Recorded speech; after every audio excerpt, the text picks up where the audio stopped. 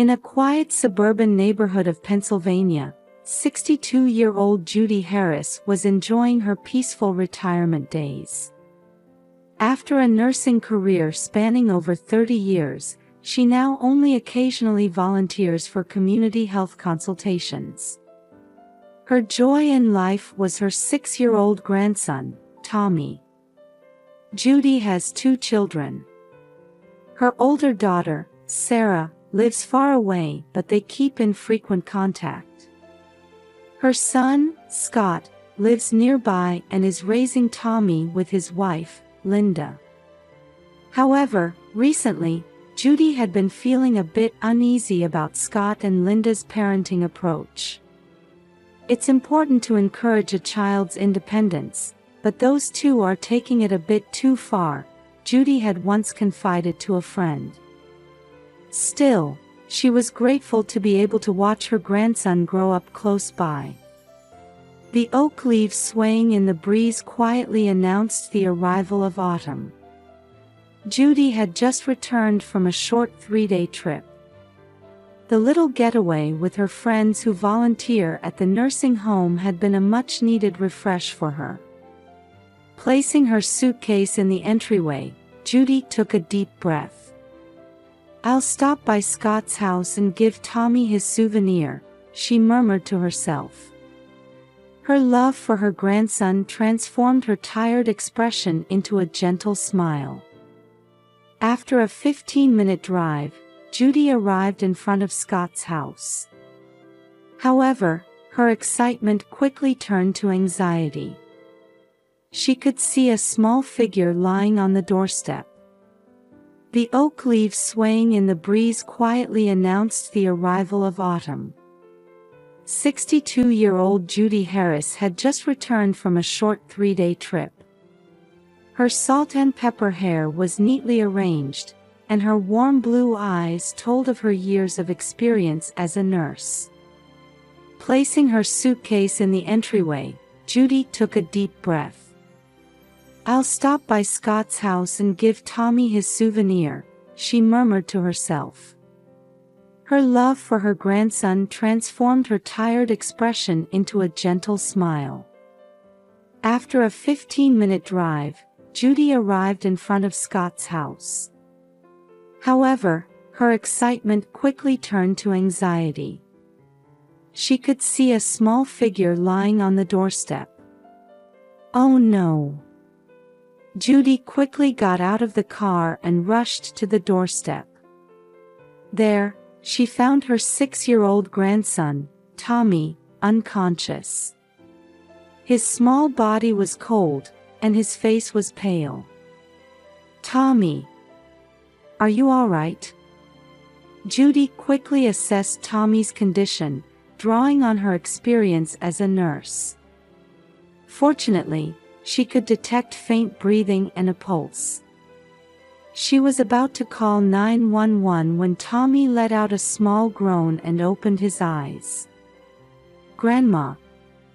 Judy's face showed relief at Tommy's faint call. However, her next worry immediately surfaced. "Tommy, I'm so glad. Where are Mom and Dad? Are they inside the house?"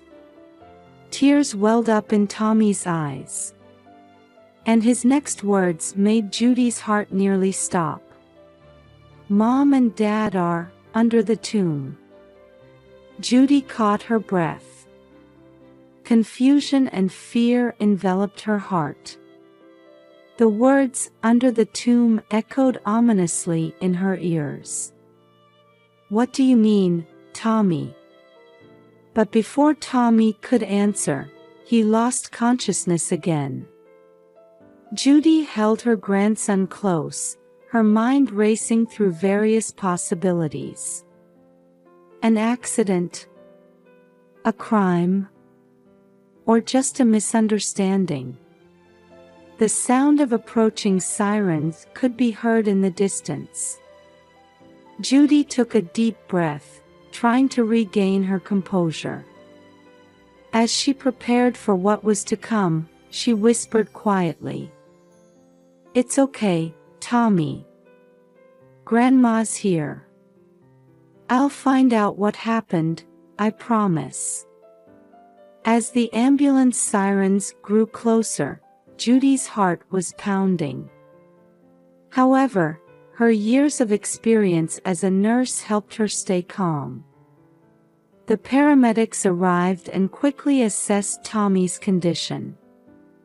Fortunately, there's no immediate danger to his life, the paramedic reported, and Judy breathed a sigh of relief. However, they recommended a more thorough examination at the hospital, to which Judy readily agreed. The 3 hours at the hospital felt like an eternity to Judy. As she sat restlessly in the waiting room, the doctor finally appeared. "Mrs. Harris, your grandson shows signs of dehydration and mild food poisoning. However, we've administered appropriate treatment, so he should recover by tonight." While relieved by the doctor's words, questions swirled in Judy's mind. How did Tommy end up in this condition? And where were Scott and Linda? Tommy woke up at dusk. When Judy entered the hospital room, a look of relief spread across his young face. "Grandma." "Tommy, it's all right. Grandma's here." Judy gently held her grandson's hand. "Can you talk a little? Can you tell me about Mom and Dad?" Tommy hesitated for a moment but then began to speak in a small voice. "Mom and Dad went to Egypt. They said they were going to see the pyramids." "Egypt?" Judy couldn't hide her surprise. "When did they go?" Maybe 3 days ago." Tommy looked up at the ceiling, trying to remember. "Dad said they were going under the tomb. But I couldn't go." Judy felt anger at her son and daughter-in-law's irresponsibility, but tried not to let Tommy see it. "I see. So, who was taking care of you while Mom and Dad were away?" Tommy shook his head. "No one. I was alone." Pain shot through Judy's chest. Leaving a 6-year-old child alone to go on an overseas trip. She took a deep breath, trying to maintain her composure. "Tommy, you did well. But didn't your tummy hurt?" Tommy thought for a moment before answering. "Yes, my tummy started hurting yesterday. I ate a sandwich from the fridge." Judy began to piece together the situation. A neglected child, improper meals, and resulting food poisoning. Her anger grew, but right now, caring for Tommy was the priority. "I understand, Tommy. It's okay now. Grandma will take care of you." As she hugged Tommy, Judy made a silent vow. To protect this child and make him happy. And to confront Scott and Linda sternly. That afternoon, Sarah arrived. The two women faced each other with serious expressions, discussing how to proceed. They considered various options, including legal measures and contacting Child Protective Services. As night fell, Judy and Sarah were contemplating their next move with firm resolve. They were determined to take all necessary actions, prioritizing Tommy's happiness and safety. The morning after Sarah's arrival, Judy made a heavy decision. At the breakfast table, she faced Sarah with a serious expression. "Sarah, I'm going to contact Child Protective Services. This is a problem we can't handle on our own." Sarah nodded quietly. "You're right, Mom. Tommy's safety is the most important thing." Judy took a deep breath and picked up the phone. She called the Child Protective Services CPS hotline and briefly explained the situation. A few hours later, social worker Emily Johnson visited. Emily was a woman in her mid-30s, with kind eyes and a calm demeanor. She sat in the living room facing Judy and Sarah, carefully listening to the details of the situation. "Mrs. Harris, please tell me more about what happened," Emily gently prompted. Judy explained the sequence of events, detailing Tommy's condition and his parents' actions. Emily listened intently, occasionally taking notes. "This is indeed a serious situation," Emily began, choosing her words carefully. "First, I recommend starting legal proceedings to become Tommy's temporary guardian. We should also report this to the police as a possible case of child neglect." Judy and Sarah looked at each other and nodded. Emily continued, "I can refer you to a trustworthy lawyer. And I'll support you in reporting to the police." That afternoon, Judy met with the recommended lawyer, Martha Clark.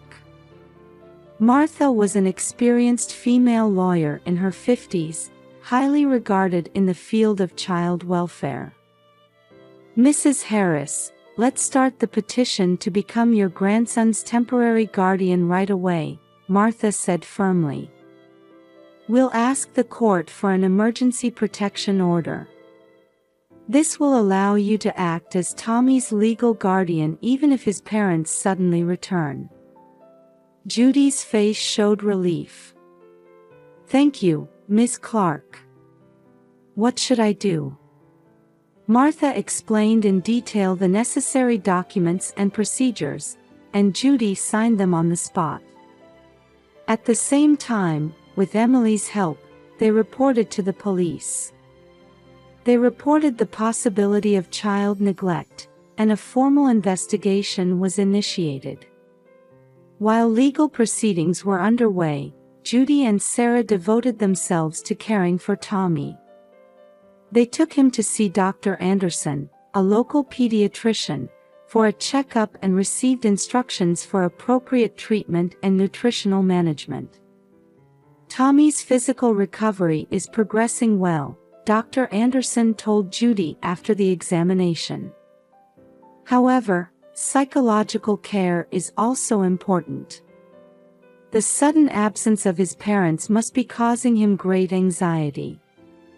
Judy nodded, recalling Tommy's behavior.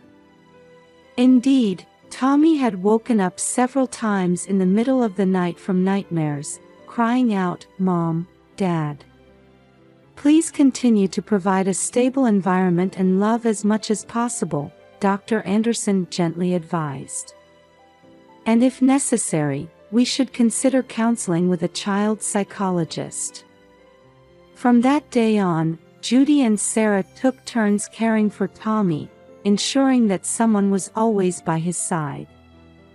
Tommy gradually began to smile again, but Judy's heart ached when she saw him staring into the distance at times. "Tommy, it's okay. Grandma and Aunt Sarah are here for you." Judy gently hugged her grandson and kissed his forehead. Tommy nodded slightly and clung to Judy. "Grandma, when are Mom and Dad coming back?" Judy hesitated for a moment but answered gently, "I'm sure it will be soon. Until then, Grandma and Aunt Sarah will take good care of you." Tommy softly replied, "Okay," and buried his face in Judy's chest. As Judy stroked her grandson's soft hair, she made a silent vow. "I'll make sure you're happy, Tommy. No matter what." As night fell, a warm atmosphere filled Judy's house. Although legal issues were still unresolved, Judy strongly felt that protecting Tommy's smile at this moment was the most important thing. In the midst of busy days taking care of Tommy, Judy's cell phone rang. Her heart raced when she saw her son Scott's name displayed on the screen. "Hello, Scott." Judy's voice contained a coldness. "Mom, we're back." "Where's Tommy?" "He's not at home." Scott's voice sounded frantic. "Tommy is at my house. Come over right away." "Bring Linda too," Judy answered shortly and hung up. An hour later, Scott and Linda were standing at Judy's front door. Their tan skin and expensive-looking clothes told of their enjoyable trip. "Mom, what's going on?" Scott asked with a confused expression. Judy invited them into the living room and faced them with a stern expression. "Sit down. We need to talk." As Scott and Linda sat down, Judy took a deep breath and began to speak. "Do you know what happened to Tommy while you were on your trip?" Scott shrugged. "He was fine, wasn't he? We left food for him, and he can take care of himself." Anger flashed in Judy's eyes. "He wasn't fine. When I found him, Tommy was unconscious and collapsed." A gasp could be heard from Linda. Scott's face turned pale. But we..." Scott stumbled over his words. Judy continued mercilessly. "Food poisoning. How did you think a 6-year-old child left alone could safely manage his meals?" Linda opened her mouth. "We value our child's independence. Tommy is a smart kid, so..." "Independence?" Judy's voice rose. "Leaving a 6-year-old alone for 10 days is independence. That's neglect, it's abuse." Scott tried to argue, but Judy cut him off. "Listen. I heard you went to take care of someone else's children while leaving your own child behind. What were you thinking?" Scott and Linda looked at each other and started making excuses. It was a work obligation, they couldn't refuse, they thought Tommy would be fine. Judy looked at them with disappointment. "I don't see any sign of remorse from you. That's why I've decided to take legal action." "Legal action?" Scott exclaimed. "Yes. I've contacted Child Protective Services and started the process to become Tommy's temporary guardian." Linda stood up, raising her voice. "How could you do that? We're his parents." Judy calmly replied, "I can't trust Tommy with you anymore after you abandoned your parental responsibilities." At that moment, Tommy's small figure was seen in the corner of the room. He was looking at his parents with a frightened expression. Scott tried to approach his son, but Tommy hid behind Judy. "Dad, Mom. I was scared." Tommy's voice was trembling. At those words, Scott and Linda's expressions changed. For the first time, they seemed to understand the gravity of their actions. Gently hugging Tommy, Judy told Scott and Linda, "Think carefully about what you should do for Tommy from now on. Until the court makes a decision, I'll be taking care of Tommy." Scott and Linda left the house wordlessly, hanging their heads. A few months later, the court granted Judy legal guardianship of Tommy. Scott and Linda were ordered to undergo a strict parenting education program and were only allowed supervised visitation rights. Tommy gradually regained his smile and grew healthily under Judy's loving care. As an epilogue, a scene from Tommy's 11th birthday party 5 years later is described. Scott and Linda are also present, interacting with Tommy with a more mature attitude than before. Judy smiles with relief as she watches her grandson's happy face. Through this experience, the entire family grew and learned the true meaning of love and responsibility.